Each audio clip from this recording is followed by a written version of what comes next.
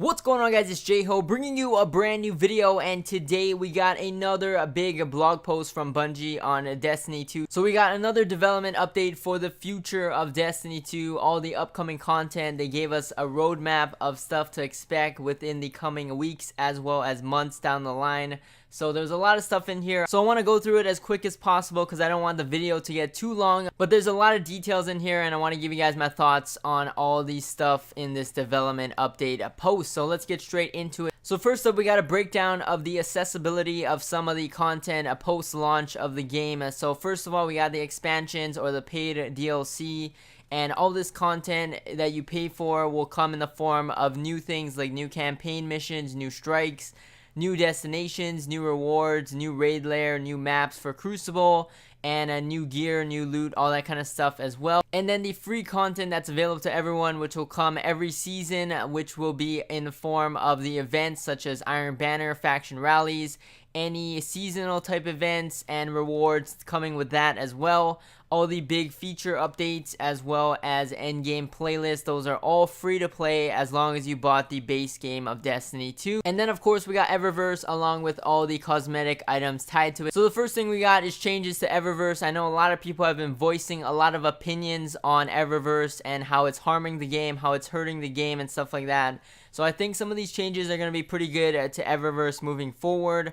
I don't think they're ever going to get rid of Eververse as a whole. I think it's always going to exist within the game, but I think they can change it and make it better. Like how we see certain microtransactions in other video games, I think they can change it and tweak it and make it a lot better for the experience overall. So some of this is doing that or going in that direction. We got shifting the balance of new content in favor of activity rewards over bright engrams. This includes adding ghost barrels and ships to date found only in bright engrams to achievement reward pools. They're also adding gameplay paths to earn a bright engrams and the rewards within it. And then also players can have more direct purchase options so they can get what they want specifically in terms of these specific cosmetic items within the loot pool. So I think all those changes are really good. I think being able to add these cosmetic type rewards into gameplay rewards, into activity rewards as a whole, I think that's one of the biggest changes that they needed to make. A lot of the really cool cosmetic items that came out with the Crucible Cyrus expansion, with Season 1 emotes and all the cosmetic items from Season 1 as well, from the original bright engrams, were pretty good and very appealing as a player, especially when you're looking to make your Guardian look better, when you're trying to get more of these cosmetic type items to enhance your Guardian. So I think it's really good that they come out with all these cosmetic items. However, it was all blocked behind Eververse, and it wasn't very easy to acquire all these bright engrams or acquire a lot of it. And so having ways to do that within the game and being able to get more of them through actual activity rewards and stuff like that instead of just having to play for XP is a really good idea. I think that's something that they needed to do from the start, so I think that's a step in the right direction for sure. And then next up, as we all know from the recent leaks and confirmations, Crimson Days is the next event coming back. That is going to be on February 13th, and once again they're bringing back the event theme engram, so there's going to be a Crimson engram. However, this time it's going to be a lot better than what it was for the Dawning event. You can earn a lot of this stuff by just playing activities. So by completing the Nightfall, the raid, and the Crimson Days milestone during the event, you can earn exclusive rewards like a legendary emote, a weapon skin, as well as an exotic sparrow, so that's pretty good. Players will earn double engrams at level up, 1 Crimson engram and 1 illuminated engram. That's also pretty good, definitely better than just getting one or the other during the events. And then Crimson engrams can also drop from completing the Crimson Days match and from completing the Crimson Days milestone on each character. So definitely a lot better than what it was in the Dawning. At least you can get more of these engrams during the event by just playing the game, and of course that means you can earn more of the loot within the engrams. And then each Crimson engram is also strongly weighted to new rewards that you didn't get yet until you receive all the new event items within the Crimson engram. So that's really good. Having it weighed toward new items in your inventory makes the grind less frustrating because You can play the event. If you don't have as much time to play the event, you can earn these more often as you could in the Dawning, and then you can play them, open up your Crimson Engrams, and it will weigh more toward the new stuff that you didn't earn yet from the Engrams until you can collect pretty much everything for the entire event. So I think this is pretty good. Overall, Crimson Days as a whole in terms of the Engram system is definitely a lot better than the Dawning was. I think the Dawning was pretty poor. I know there was a lot of people that were disappointed with that event.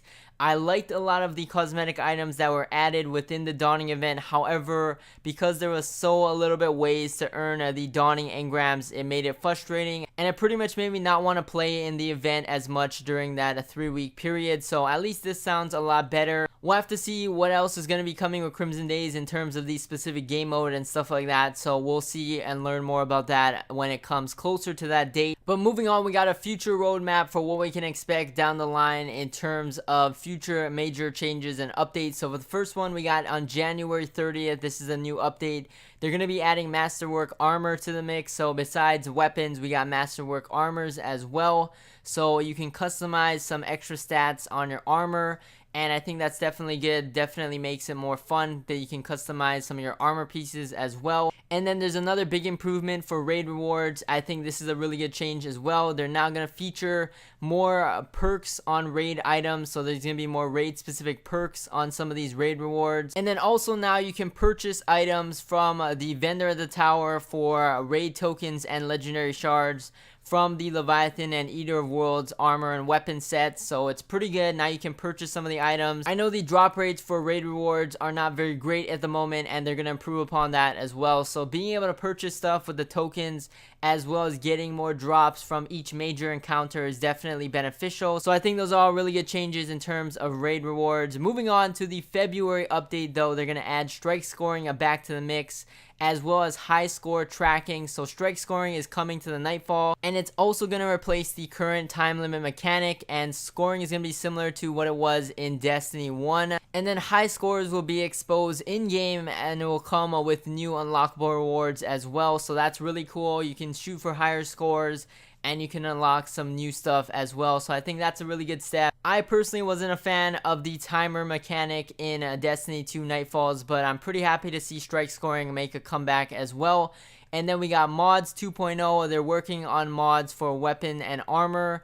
There's not really anything too detailed from this, so I'm really interested to see what they're gonna do with the mod system. I think if they do something really cool and creative, it can make the mod system a lot more interesting and make gameplay a lot more interesting as well, depending on what direction they take with this. So I'm excited to learn more about this, but it's still pretty vague in terms of what they talked about in terms of mods. And then moving on to spring 2018, this is when we're gonna see a lot more bigger changes coming in, because that's when expansion 2 is probably gonna come out around then, as well as season 3 is going to begin around then as well. So the first major thing that they talked about is Crucible, and they're finally bringing a ranking system to Crucible. So there's going to be 2 types of ranks in Crucible. There's going to be your Valor rank, which is a progression rank that goes up as you complete matches, and winning helps you move up faster, but you don't get any penalty for losing.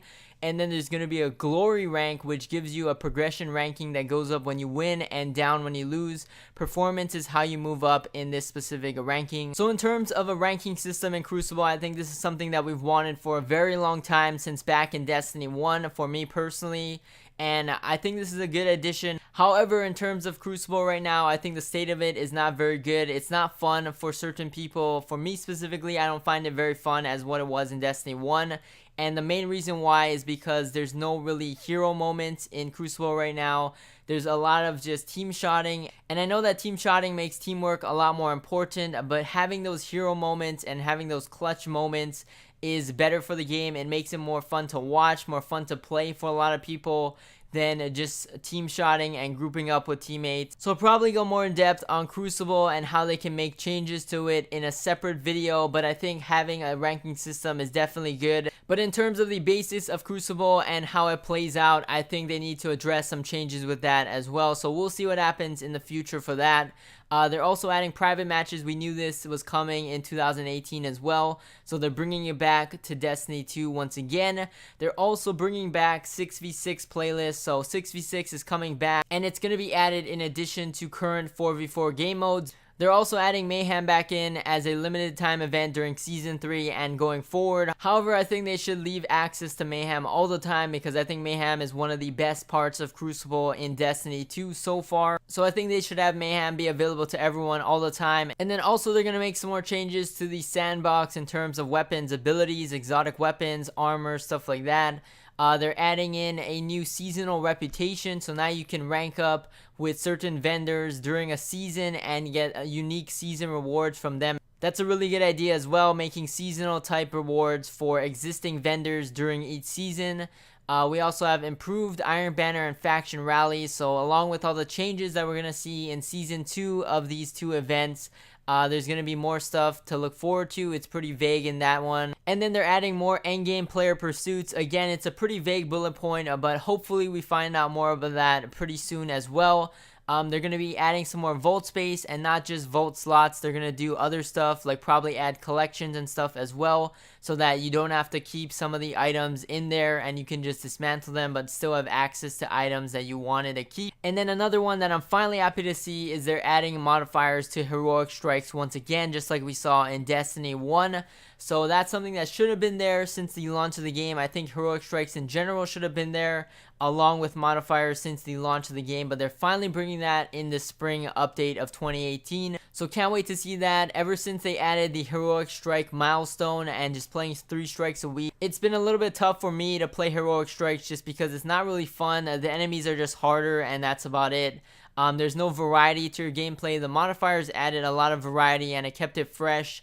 It made you change your loadouts. It forced you to change your abilities, your subclasses, your loadouts, and play in a different style. So I really like modifiers in the strike playlists. And then finally, we got changes coming in fall 2018 or sooner than that. And all of this is just pretty vague concepts or pretty vague ideas. There's no really detail to it yet because they're probably still working around on the details of it. And so some of the highlights that I want to point out are Masterwork Exotics. That's pretty cool. I can't wait to see that.